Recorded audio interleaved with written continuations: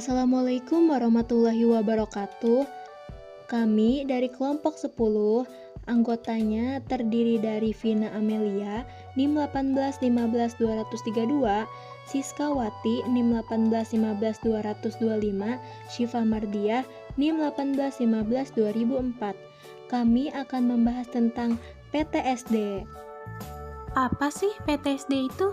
PTSD atau Post Traumatic Stress Disorder atau juga seringkali disebut dengan gangguan stres pasca trauma adalah suatu kondisi atau keadaan yang terjadi setelah seseorang mengalami peristiwa traumatik atau kejadian buruk di dalam hidupnya.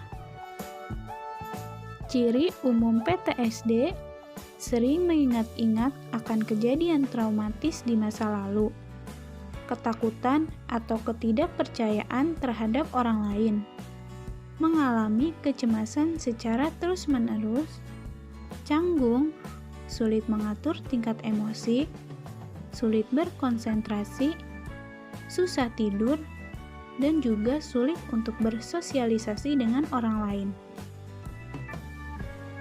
Apa penyebab seseorang mengalami PTSD? Penyebabnya ialah pengalaman traumatis atau kejadian buruk seperti bencana alam, pemerkosaan, kekerasan dalam rumah tangga, kekerasan terhadap anak, perang, kecelakaan, kerusuhan politik.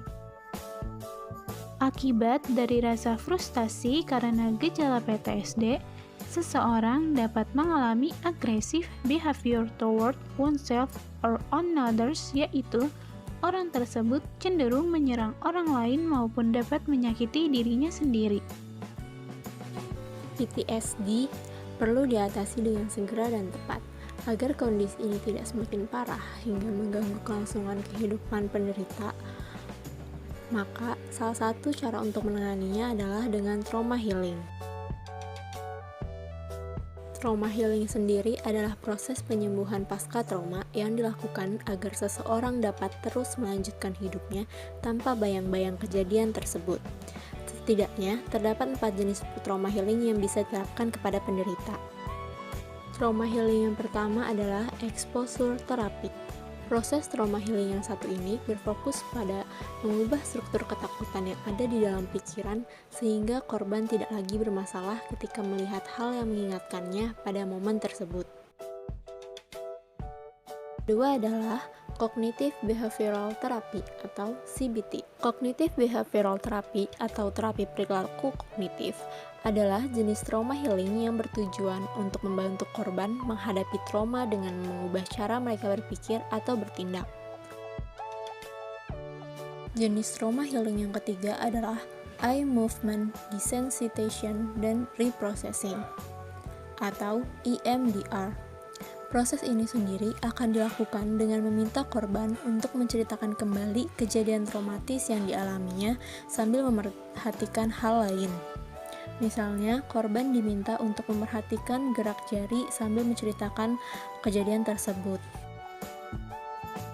Jenis trauma yang terakhir adalah stress inoculation training. Trauma healing yang satu ini akan mengajarkan korban beberapa cara untuk menghilangkan stres dan menjadi lebih rileks. Misalnya, dengan belajar teknik pernapasan, pijat, menjahit, atau lainnya.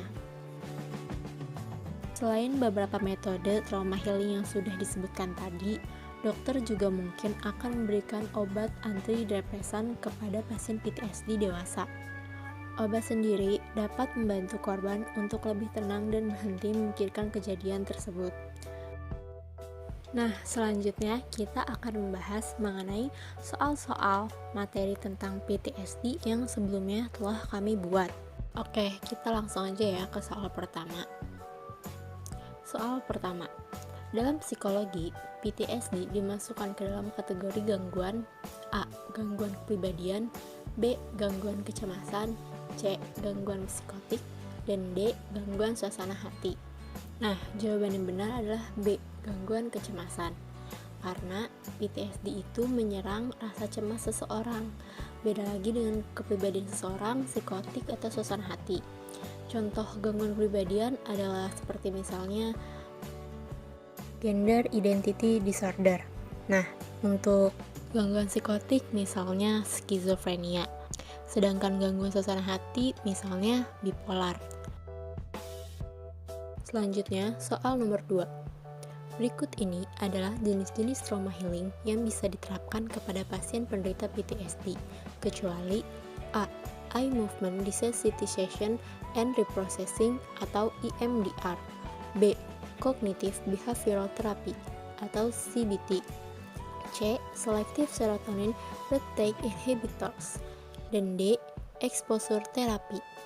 Nah, jawaban yang benar adalah C. Selective Serotonin Reuptake Inhibitors. Karena di antara A, B, C, dan D, jawaban A, B, dan D adalah terapi trauma healing yang sebenarnya bisa diterapkan kepada PTSD.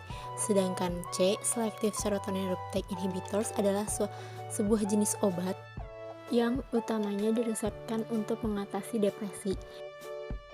Soal nomor 3.